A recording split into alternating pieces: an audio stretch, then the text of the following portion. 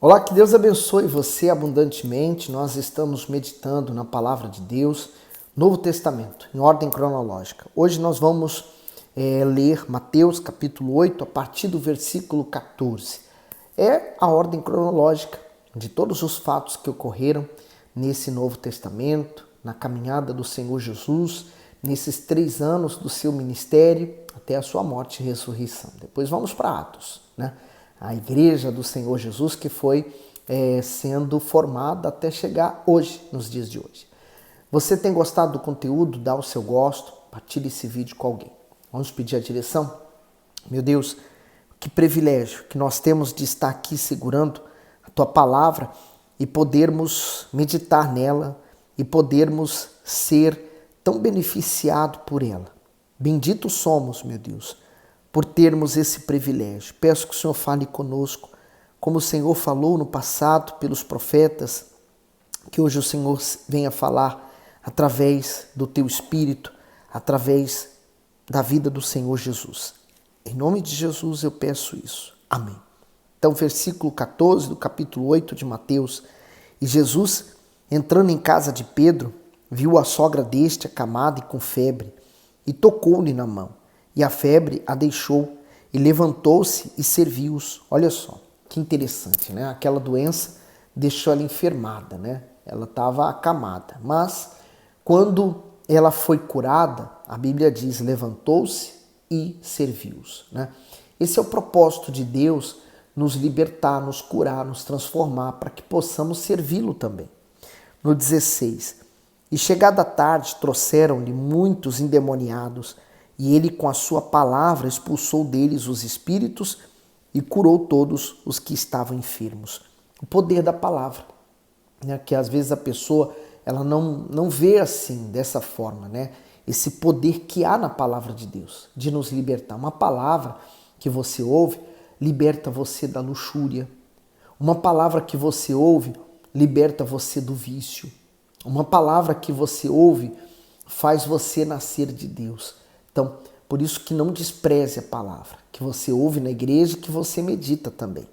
No 17, para que se cumprisse o que fora dito pelo profeta Isaías, que diz, ele tomou sobre si as nossas enfermidades e levou as nossas doenças. Então, a palavra se cumprindo, e a palavra se cumprirá sempre quando alguém crê nela. É preciso você crer.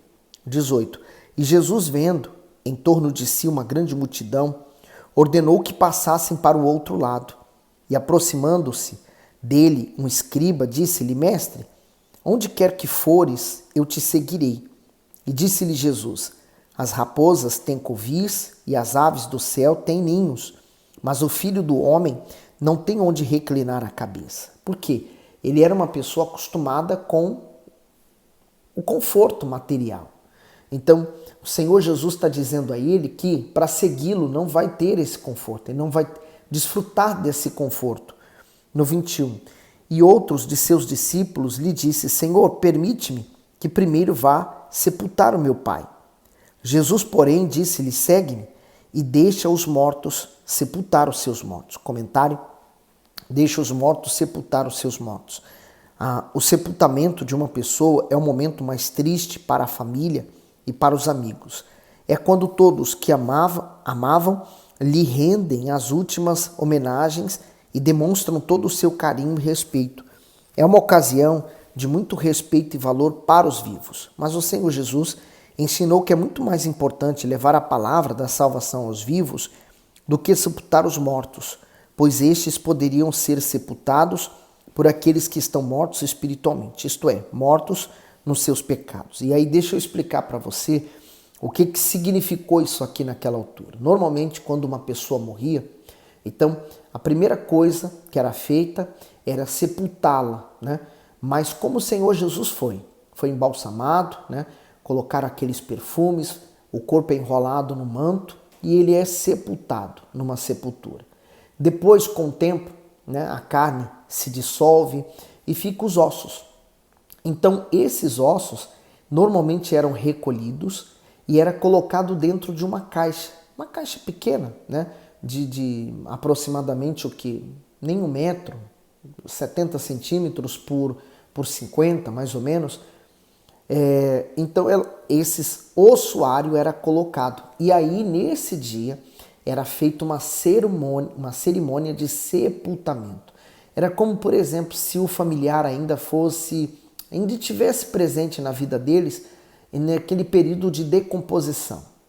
Quando então fosse apenas sepultar os ossos, então de fato era feita uma cerimônia, porque ali era realmente a despedida total do familiar. Então era esse tipo de sepultamento. Então Jesus, ele disse que a parte principal já passou, agora deixa os mortos sepultarem os mortos, né? Então isso aqui tem que ficar bem fixo, porque nós não podemos trazer isso para os nossos dias, mas levar para os tempos do Senhor Jesus o que era feito naquela altura. 23. E entrando ele no barco, seus discípulos o seguiram. E eis que no mar se levantou uma tempestade tão grande que o barco era coberto pelas ondas. Ele, porém, estava dormindo. Então, mais uma vez, nós vamos ler sobre isso e aí nós entendemos, né, que as lutas vão vir sempre. Vamos sempre enfrentar momentos de lutas, momentos complicados, momentos em que vamos nos sentir tristes, que vamos nos sentir desanimados, mas Jesus estava lá dormindo, isso que importa. O 25. E os seus discípulos, aproximando-se, o despertaram, dizendo: Senhor, salva-nos, que perecemos. E ele disse-lhes: Por que temais, homens de pequena fé? Então, levantando-se, repreendeu os ventos e o mar, e seguiu-se uma grande bonança. O comentário do 26 diz: Por que temais, homens de pequena fé? Esse episódio nos faz grandes ensinamentos para o sustento da nossa fé. A tempestade que se levantou durante a travessia do mar da Galileia foi tão forte que deixou até mesmo pescadores experientes como Pedro, Tiago e João apavorados. Eles nunca haviam visto nada igual. Por isso se desesperaram ao verem que as águas cobriam o barco. Aos olhos humanos parecia ser o fim, a não ser por um detalhe: o Senhor Jesus estava no barco. A grande tempestade não incomodava nem tirava a sua paz, pois ele simplesmente dormia tranquilamente durante a tormenta. Ao ser despertado pelos seus discípulos, questionou quanto à pequenez da fé deles. Afinal, como poderia ter aquela reação de pânico se o mestre estava no barco? Poderia alguma tempestade, por mais forte que fosse, afundar a embarcação com o Filho de Deus a bordo? Enfrentar tempestades e dias maus é necessário para que a qualidade da nossa fé e da nossa confiança na palavra de Deus seja revelada. Então, aquilo tudo trouxe um grande ensinamento. Eles precisavam trabalhar na fé deles, né? E Jesus, então, acalmou aquela tempestade. E o final do texto diz: e seguiu-se uma grande bonança. Então, depois de uma grande tempestade, depois de um momento complicado, difícil, de uma perseguição, de uma injúria, de uma injustiça, vem a bonança também. No 27. E aqueles homens se maravilharam, dizendo: Que homem é este, que até os ventos e o mar lhe obedecem? Comentário: que homem é este? Os discípulos já haviam testemunhado vários milagres realizados pelo Senhor Jesus, mas naquele dia viram que o seu poder ia muito além do que imaginavam, pois até a natureza se rendia em obediência à sua voz. Eles estavam com Jesus, mas não o conheciam plenamente. Se cada um de nós, ao passarmos pelas grandes provas da fé, tivermos a consciência do Deus que cremos e servimos, jamais nos deixaremos dominar pelas dúvidas e pelo medo. Seguindo o texto para o 28. E tendo chegado ao outro lado, a províncias dos Gergesenos, saíram-lhe ao encontro 2 endemoniados, vindos dos sepulcros. Tão ferozes eram que ninguém podia passar por aquele caminho. Um discípulo disse que era um, esse já disse que era 2. Bom, isso não invalida o que aconteceu e o que Deus fez, né? E diz assim no 29, e eis que clamaram, dizendo: Que temos nós contigo, Jesus, Filho de Deus? Vieste aqui atormentar-nos antes do tempo? E andava pastando distante deles uma manada de muitos porcos. E os demônios rogavam-lhe, dizendo: Se nos expulsa, permite-nos que entremos naquela manada de porcos. E ele lhe disse: Ide. E saindo eles, se introduziram na manada dos porcos, e eis que toda aquela manada de porcos se precipitou no mar por um despenhadeiro, e morreram nas águas. E aqueles que os apacentavam fugiram, e indo à cidade divulgaram todas estas coisas e o que acontecera aos endemoniados. E eis que toda aquela cidade saiu ao encontro de Jesus, e vendo, rogaram-lhe que se retirasse dos seus termos. Acredito que aqueles espíritos queriam fazer exatamente isso com esses homens, né? Destruí-los, matá-los. Mas a verdade é que Deus tinha um propósito para ele. Marcos capítulo 4. E outra vez começou a ensinar junto do mar, e ajuntou-se a ele grande multidão, de sorte que ele entrou e assentou-se num barco sobre o mar, e toda a multidão estava em terra junto ao mar. Eu acho que o mais importante é esse ensinamento, né? Mais do que curar, libertar e transformar, né, interiormente, exteriormente a vida da pessoa, é o ensinamento, porque dá base à vida dela para ela seguir firme. E é mais difícil porque as pessoas elas preferem continuar ou seguir acreditando na mentira que construíram a vida dela, do que reconstruir a vida dela agora com a verdade de Cristo. No 2, ensinava-lhes muitas coisas por parábolas e lhes dizia na sua doutrina: ouvi, eis que saiu o semeador a semear. E aconteceu que, semeando ele, uma parte da semente caiu junto do caminho, e vieram as aves do céu e a comeram. E outra caiu sobre pedregais, onde não havia muita terra, e nasceu logo, porque não tinha terra profunda. Mas saindo o sol, queimou-se, e porque não tinha raiz, secou-se. E outra caiu entre espinhos, e crescendo os espinhos a sufocaram, e não deu fruto. E outra caiu em boa terra, e deu fruto, que vingou e cresceu. E um produziu 30, outro 60, e outro 100. E disse-lhes: quem tem ouvidos para ouvir, ouça. E quando se achou só, os que estavam junto dele, com os 12, interrogaram-no acerca da parábola. E ele disse-lhes: a vós vos é dado saber os mistérios do reino de Deus, mas aos que estão de fora todas essas coisas se dizem por parábolas, para que vendo, vejam e não percebam, e ouvindo, ouçam e não entendam, para que não se convertam e lhes sejam perdoados os pecados. Não que ele não queira que isso aconteça, pelo contrário, mas a pessoa precisa ser humilde, né? E reconhecer que precisa da ajuda. Por isso que Jesus disse, ele não veio para os sãos, mas veio para os doentes. Por isso que os fariseus, os escribas, muitos deles não criam Jesus. Pelo contrário, queriam até matá-lo. 13. E disse-lhe: não percebeis essa parábola? Como, pois, entendereis todas as parábolas? O que semeia, semeia a palavra. E os que estão junto do caminho são aqueles em quem a palavra é semeada. Mas, tendo a eles ouvido, vem logo Satanás e tira a palavra que foi semeada no seu coração. O comentário do 15 diz: a semente que caiu junto do caminho e foi comida pelas aves representa a pessoa que, embora ouça a palavra, não se interessa por ela. Os pássaros, que representam Satanás e seus demônios, mostram sua oposição ao evangelho, por isso trabalham para distrair e roubar o que foi semeado no coração. Assim, por não absorver a mensagem, a pessoa não desenvolve a fé, não se arrepende dos seus pecados e, consequentemente, não se converte dos seus maus caminhos. Sabe, eu vejo aquelas pessoas que às vezes recorrem à igreja, buscam a Deus apenas porque tem um problema, mas elas não estão dispostas a renunciar os prazeres, a luxúria, as coisas desse mundo em troca da palavra, do reino de Deus. No 16, da mesma forma, os que recebem a semente sobre pedregais, os quais, ouvindo a palavra, logo com prazer a recebem, mas não têm raiz em si mesmos, antes são temporários. Depois, sobrevindo tribulação ou perseguição por causa da palavra, logo se escandalizam.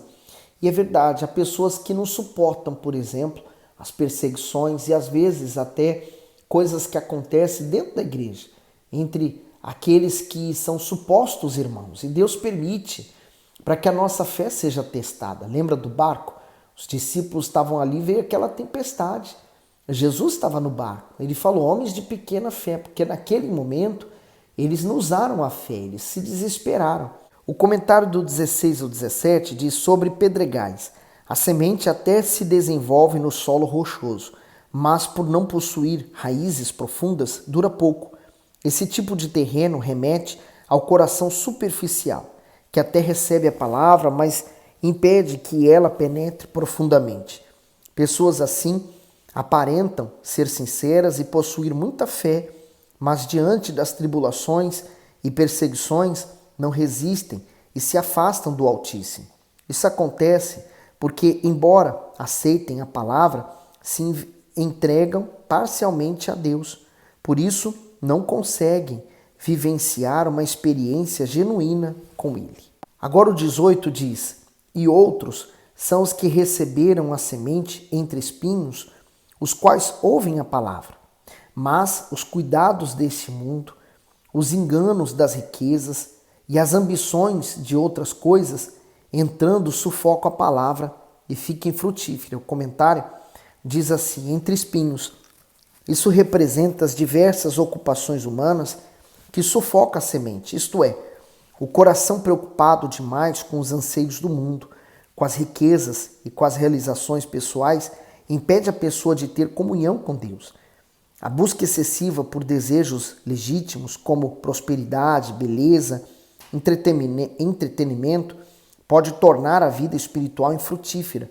Assim, a ânsia por concretizar rapidamente os sonhos ou desfrutar dos prazeres desse mundo tem abafado a fé de muitas pessoas, por isso a salvação fica totalmente comprometida. Sabe, há pessoas completamente apegadas ao material, preocupadas em conquistar, em vencer, porque às vezes, ou na grande maioria, são jovens, né? Mas jovens, elas querem ter dinheiro, elas querem comprar casa, elas querem ter o carro, então elas se agarram ao material, elas buscam o material, investem no material e esquecem o espiritual, né? É um erro. No 20, e estes são os que foram semeados em boa terra. Todos os que ouvem a palavra e a recebem dão fruto, em um 30, e outro 60 e outro 100. O comentário do 20 diz assim, a boa terra, a diferença entre as pessoas nas escrituras é evidenciada pela forma como elas creem no Evangelho. E isso não depende de seu grau de instrução, da sua idade, das suas habilidades ou da sua raça. Portanto, a boa terra é aquele coração simples, atento e sincero para aceitar e preservar a palavra dentro de si. A pessoa que possui esse coração reconhece os seus pecados e os abandona completamente. Dessa forma, a colheita é extraordinária, pois gera arrependimento, regeneração e vida eterna. Essa é a conclusão, então, da parábola da semeadura, né? Essa palavra, essa semente que caiu em diversos tipos de solo, mas só em um solo houve, então, o progresso, né? Houve os frutos. Eu lembro de Davi, que por mais que ele errou, né? Caindo em tentação pela cobiça dos olhos, ele traiu a Urias por causa de Betseba ter se entregado a ele, depois mandou matar Urias para tentar resolver o problema. Por isso que pecado não se resolve, pecado se arrepende. E mais tarde, quando ele foi confrontado pelo homem de Deus, ele se arrependeu, quer dizer, ele ainda achou perdão, diferente de Saul. Saul, ele não cometeu as mesmas atrocidades que Davi. O pecado dele foi desobedecer, foi muito menor.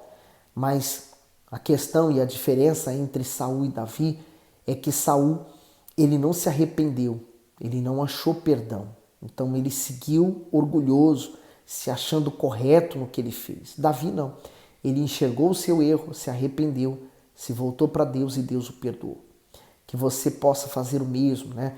Essa é a terra humilde, por pior que tenha sido o seu passado, ou por pior que tenha sido o pecado que você cometeu, você era uma pessoa de muita fé e caiu na fé. Agora a questão é você se levantar, sacudir essa poeira, arrepender-se do pecado, reconhecendo ele e não voltar a praticar mais. Segue em frente, tá bom? Que Deus continue abençoando e iluminando você.